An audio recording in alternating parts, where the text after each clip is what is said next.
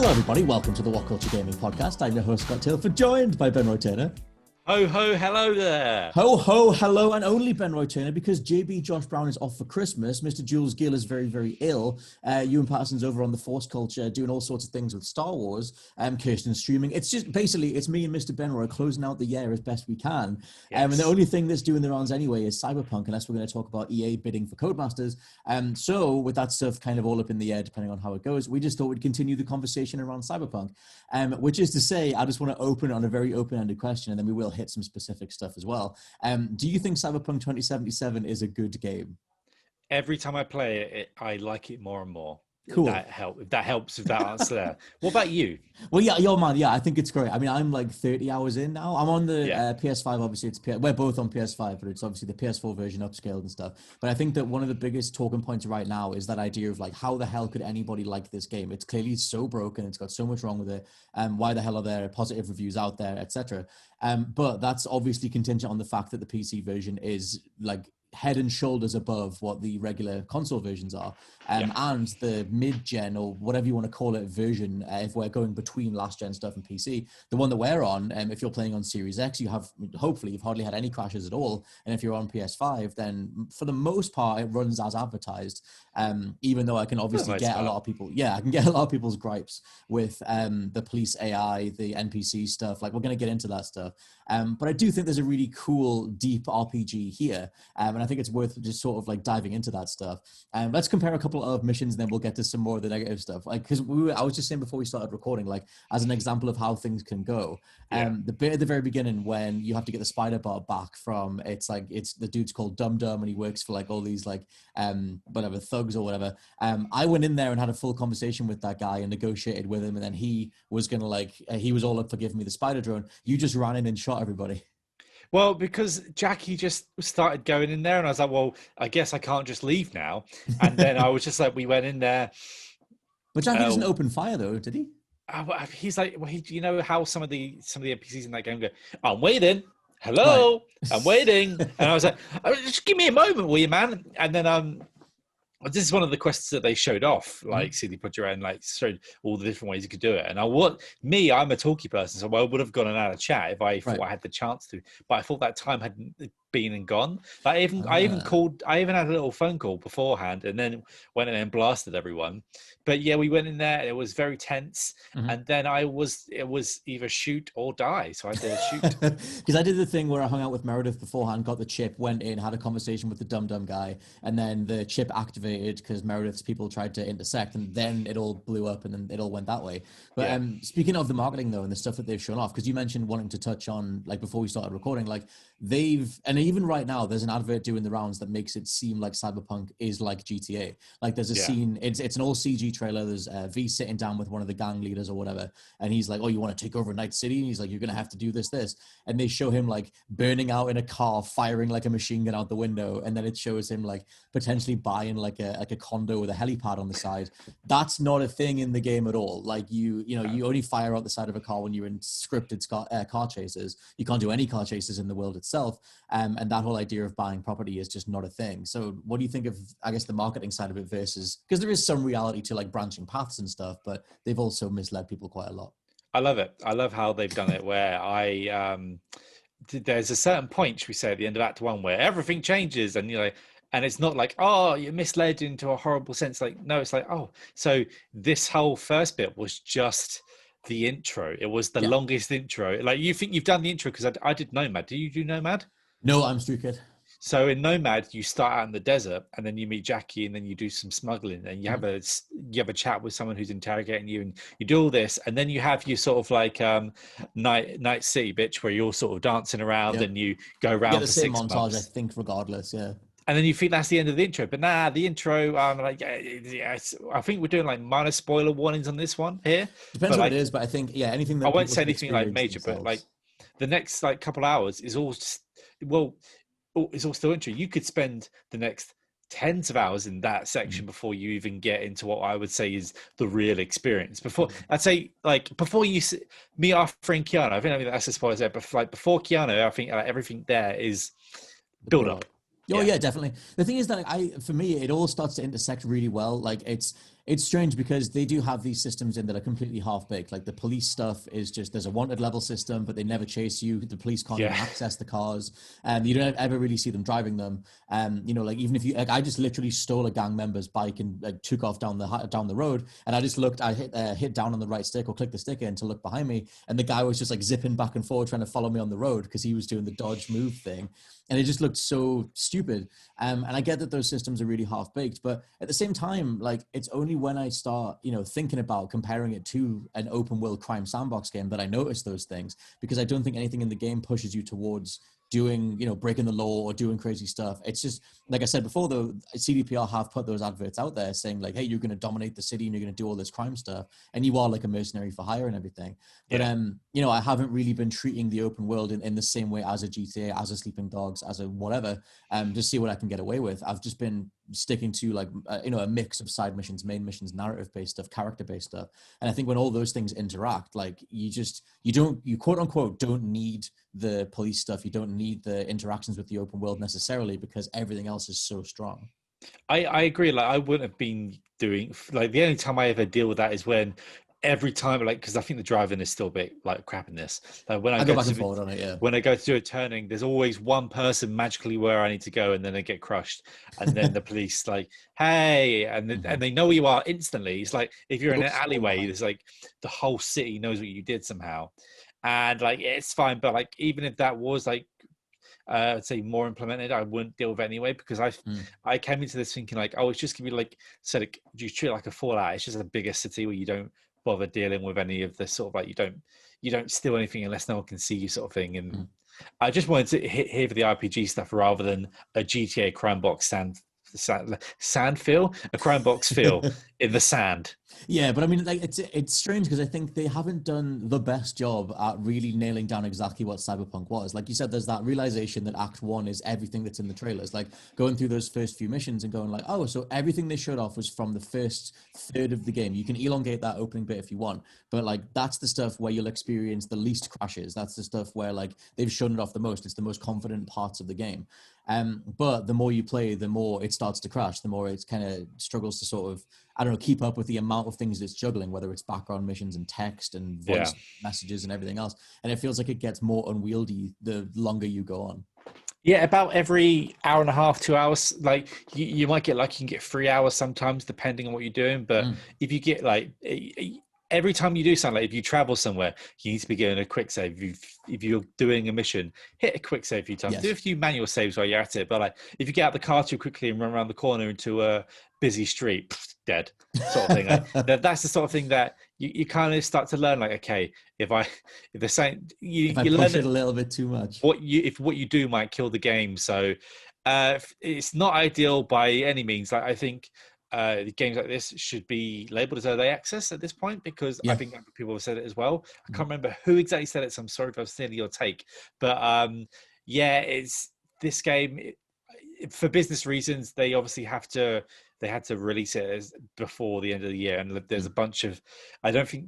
They're not as big as like a Microsoft where they can go, look, Monster, chill out. We'll do your Doritos. We'll sort it out next year. I don't think CDPR could do that. So like, well, they sort of did for a while. I mean, it had like 3-4 delays just this year anyway. It was the last point. You don't like if they. I think if they could have done next year, they wouldn't have said December. Like December is like the weird dead month of games. Like the last like big game that sort of blew up in December, I think that was Far Cry 3, unless you can think of anything else. Like, you know, and that was just that was just binned in December, and then it turned out to be like it started a whole trend for Far Cry. But yeah, it's not ideal. It should be labeled as early access, but I'm still having a really good time, and I'm not really suffering with any major bugs. I've not been trapped in a lift, and I've not had quests break yet. So I'm not trying to be like the Defender. It's great, but it's great for me so far.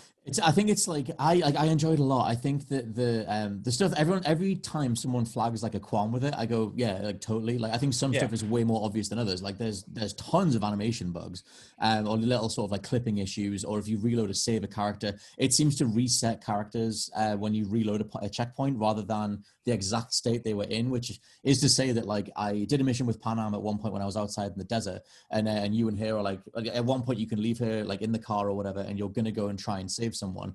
And I tried going in there stealthily. I got spotted. I reset it, and it just made her reset like standing on top of the car. She was meant to be sitting in the car, but then her AI just reset as well. So then suddenly she was on the mission with me, running in after me, even though I was still trying to do it stealthily. And she was like shouting in the background, going like, "Yeah, let's take him on. Let's do it." I think Judy had break a few times where she's just like, "Help me, I'm dying." There's no one around her, and she's screaming in the corner with no gun, doing the shooting animation. Like, "You're fine. I'll just go and trigger the next thing, and you'll appear next to me." And she did eventually, but it just things like that. Like, "You're fine, Judy. It's fine. Nothing's going wrong. I swear. We swear."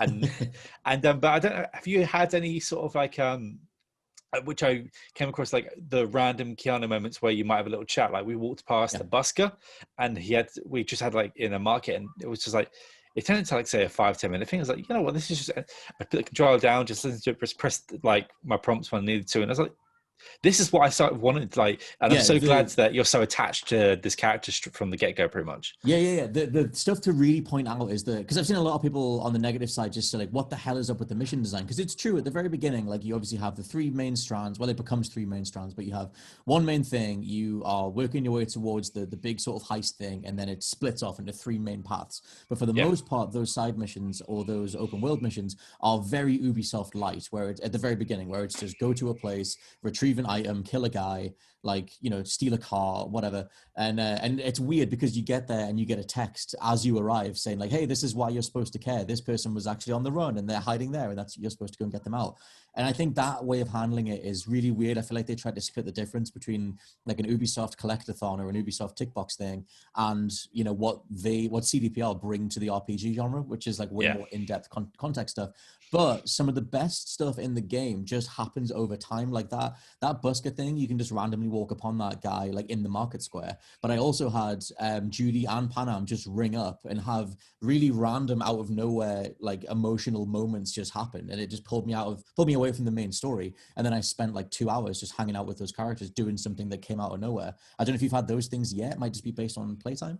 I've just had a few sort of phone calls, and we've retrieved a character, me and Judy, sort of thing. So we've not done anything much. We had like a little chat in her sort of like apartment, and like whenever a few things. And can I just say the sort of the investigation stuff? I can't remember what they call it. Stuff.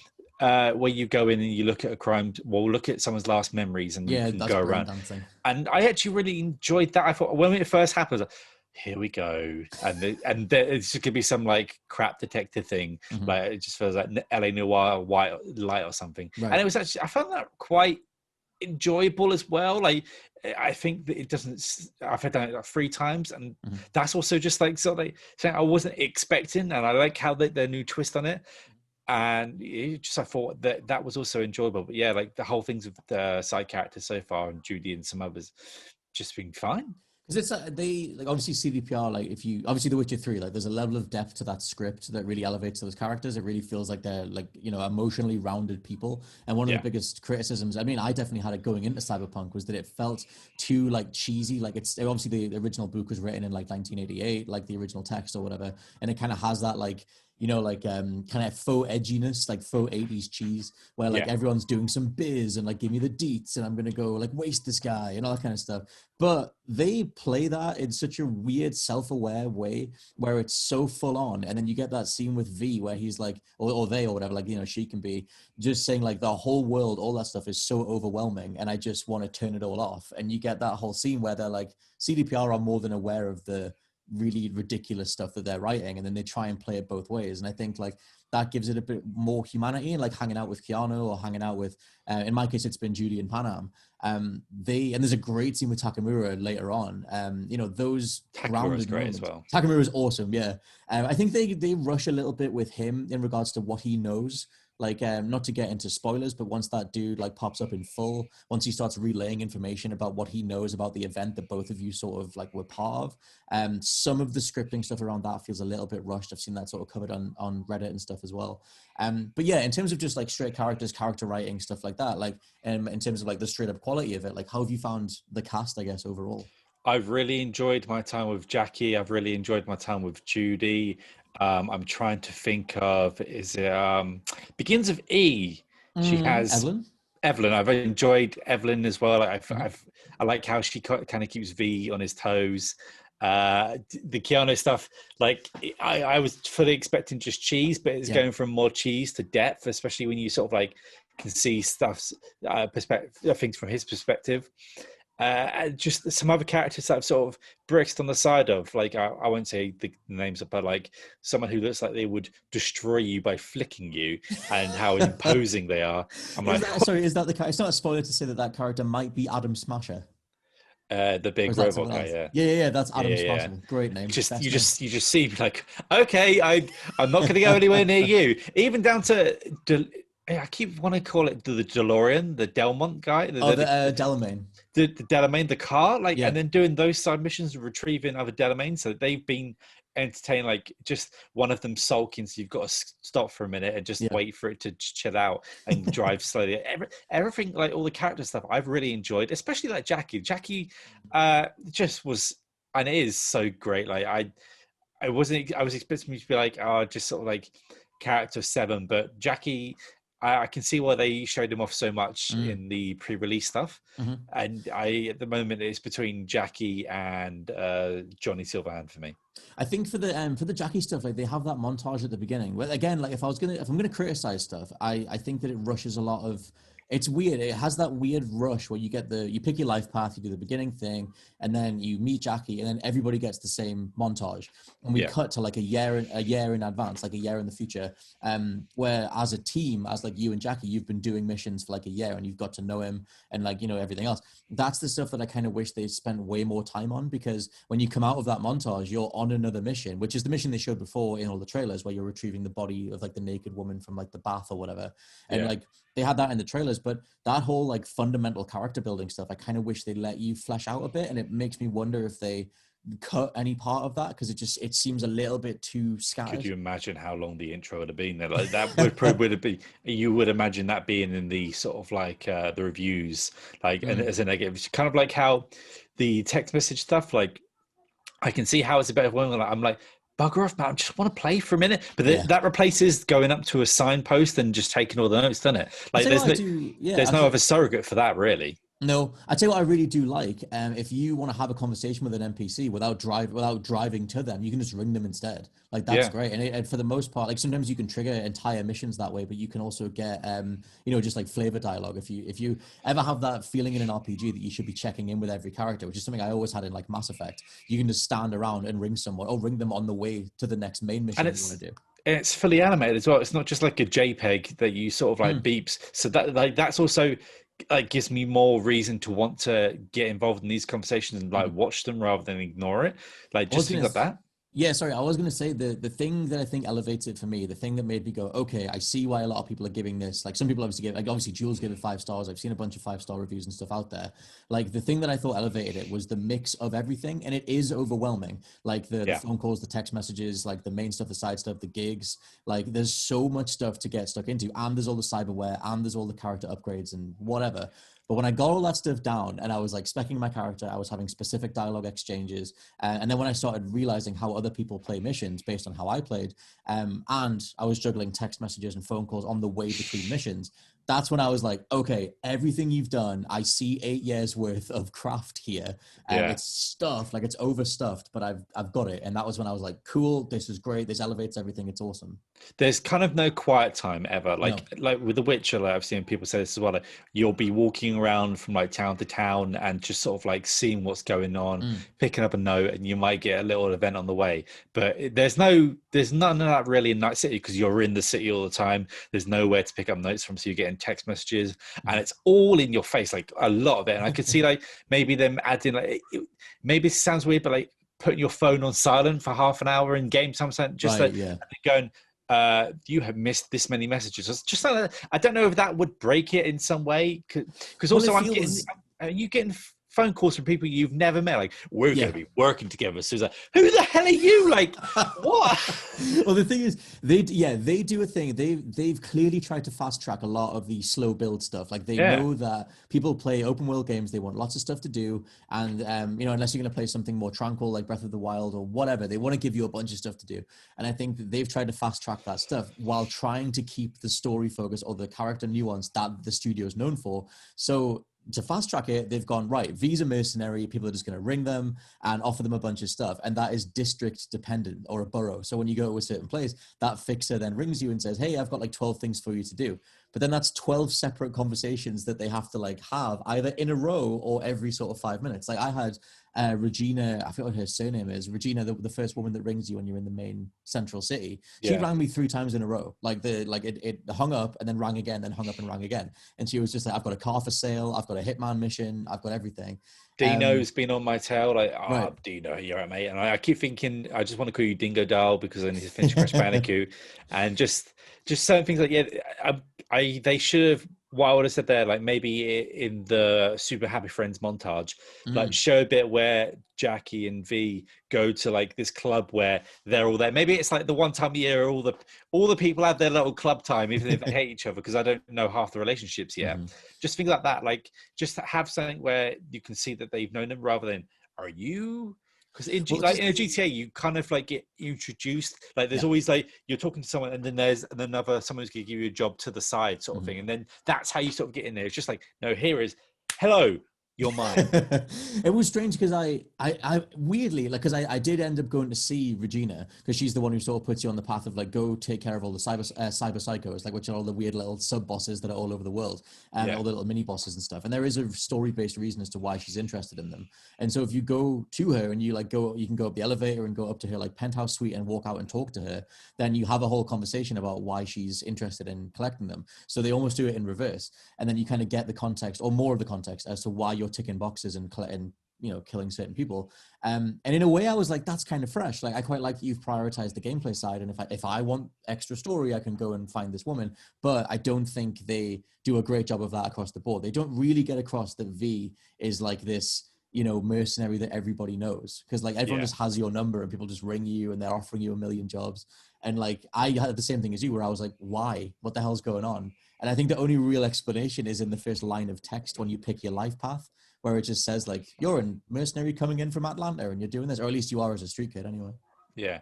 It doesn't bother me that much. I'm just laughing every time I get calls going, yeah, we need to do something. Like, I'm trying to collect some cars first. Leave me. I'm going around just doing some stuff. Let me live my life in this cyber fantasy world that I'm in at the moment. Well, there's so many like texts, like we mentioned, like text stuff, but it's like a character will ring you, tell you a job, you can't skip it, and then they'll text you the same job because they'll be like, oh, we need to give you like the dialogue entry for this, the text entry for it, so you'll get all of that as well. And they do that thing where when someone texts you, but then they don't send that all at once, and they send you like 17 texts. They do that. A lot of the characters do that as well. I'm like, why have you done this sort of thing? But I mean, stuff like that doesn't really bug me. Like I would say, one thing bugs me. I don't know about you, but like when I go to run, so it doesn't run when I have to click the stick a few times to make my character run. I just sort of hold it now because it's like a weird. I just assume that they want to make sure you want to commit to the run. And also, my character, like,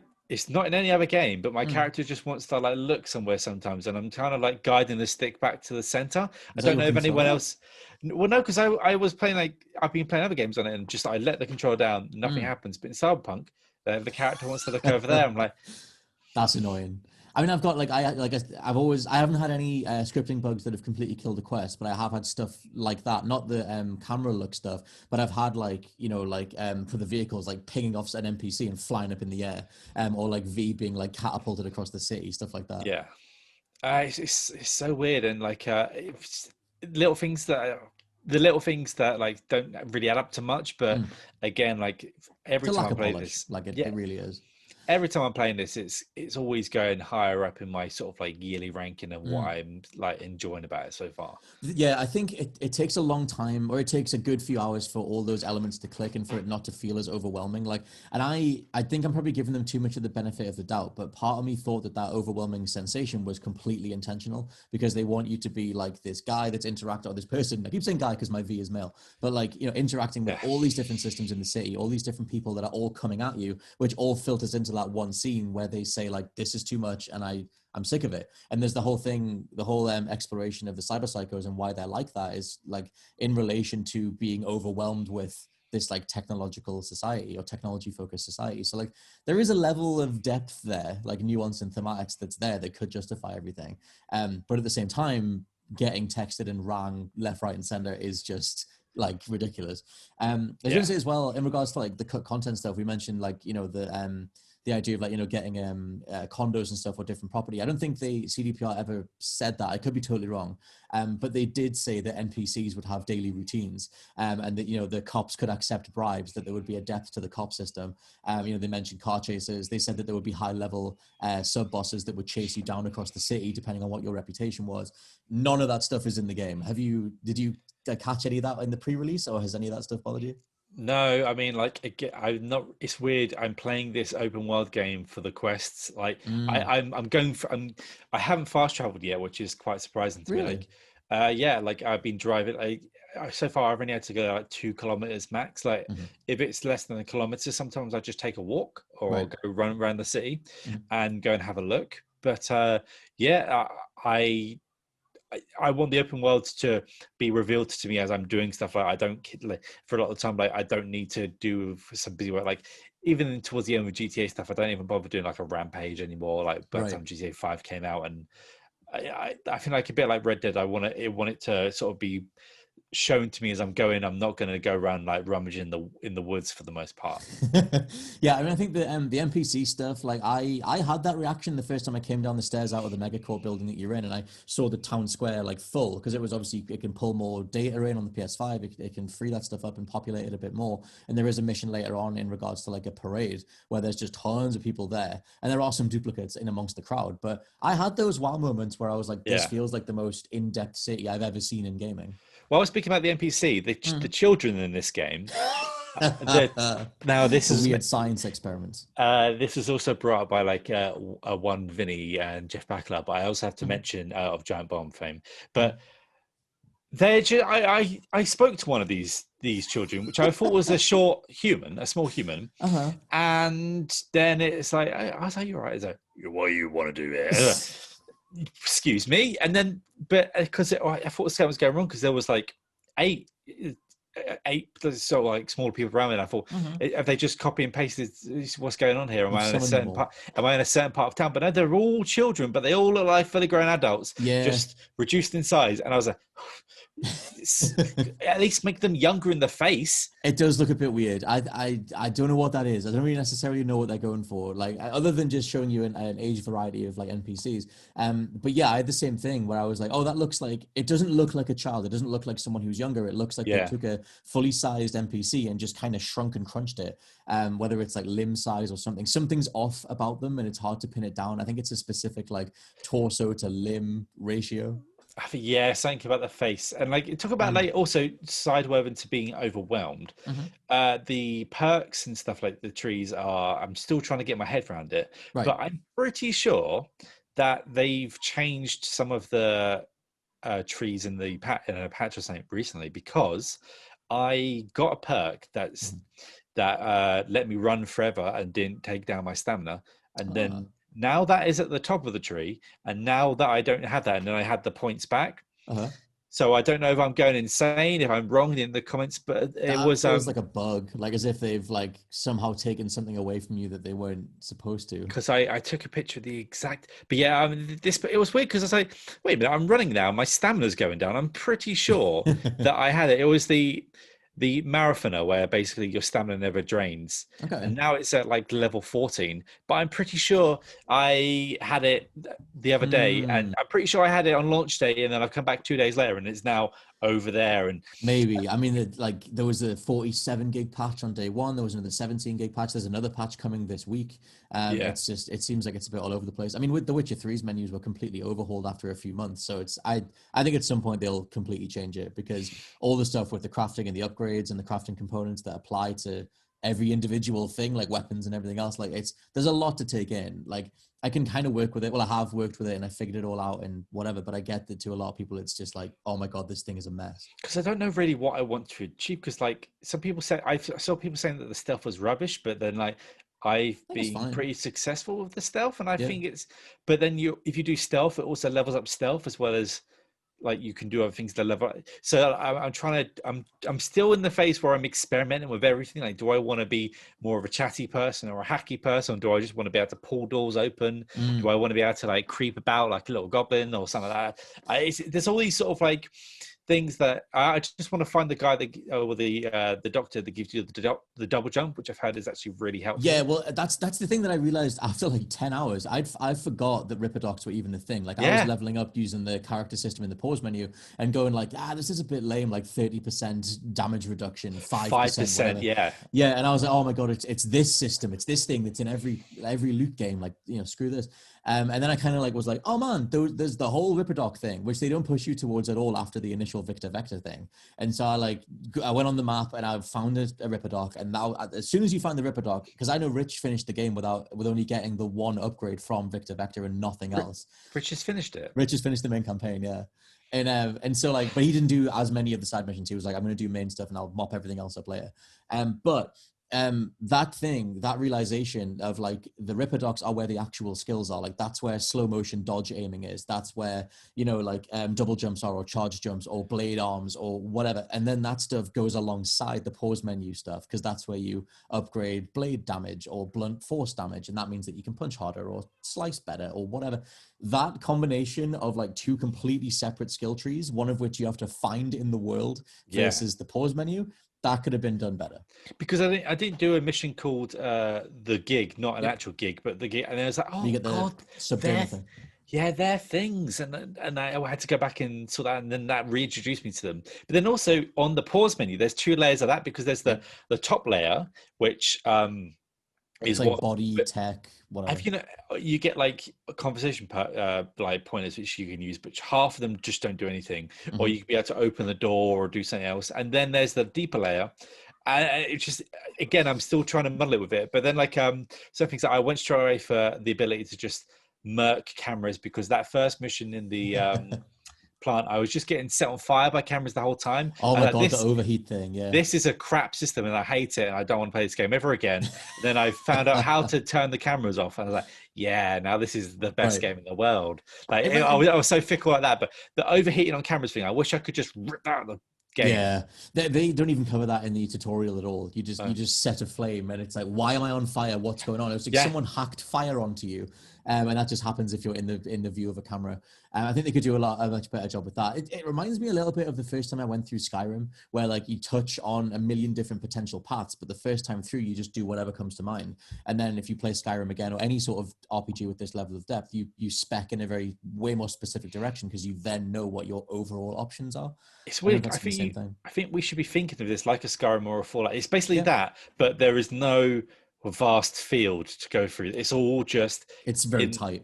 And I kind of like that. I kind of like that because I probably would have started fast traveling a lot more. Like I like the different take to it. Like I think it's better when it's condensed down. I think that's also probably obviously very taxing, because they have to like get everything rendering through, and I wouldn't wish the PS4 or Xbox One. Imagine playing on the original Xbox One right now. Imagine that. That whole thing of like, should they have cancelled it? Like my reaction to that was like, well, no, because people have been anticipating it for years, but at the same time, maybe, because the version on there is absolutely early access, and I get like you should be infuriated, you should get a refund, like it's ridiculous. will it ever be fine? Like, how do they get that to work? Like, do they just make it one person in the street or something? Like, I don't know. I mean, it's like you try and think of any game that is as dense as this with so many moving parts and so many art assets to bring in at every opportunity. I can't think of any city that is as detailed as this, that has so many moving parts. Like it's like a Bethesda game in a built-up city, quadruple fold. Like there's so much to it. But I do think, I mean, you've got this. I love the city. I love Night City. I love how detailed it is. I love being in that city. Everyone's the whole IGN thing of like, oh, makes you feel like insert thing. It does make you feel like you're in that city. I do think it works. It does feel like the most realistic city definitely. ever. And when you're juggling, the missions, the different characters and all these different things that come at you, when it's working, I love it. Like, and I want them to tighten up the bugs. Obviously, I want the animation stuff to be sorted. The crashes are the main thing for me because that's what literally takes me out of the game. But for me personally, I'm not too bothered about the police systems. I think they should be in there because they feel broken, especially with people spawning behind you. But it's pretty much there for me. It's just the crashes and then, tightening up like some of the animation priority and stuff like that. But I don't know for you, like as like a closing thing, what would you have them do to it? Are you pretty happy with where it is right now? Third person mode, so I could see my D, because I feel like photo mode. I don't care about photo mode. Photo mode's good, mate. I'm too busy getting platinums. But I would like a third person mode. I would like it not to crash anymore, please. Probably fix for last gen people. Can you imagine how long it would take to reload the game on a last gen system? Oh my god! Man. Thanks to the power of the PlayStation 5, this isn't PlayStation. Jump straight back in, and it's just like you had a nice little break to check your phone before you answer the in-game phone. But my god, I've had like 5 now. For me, I don't think there is anything. It needs to be run through. I can't. Nothing's perfect, right? It's the polishing side of it. Yeah, like it's just the general quality of life stuff. I can't speak to any sort of other issues people have, like say with like what happened during the transphobic debate that's going on and things like that. So I can't.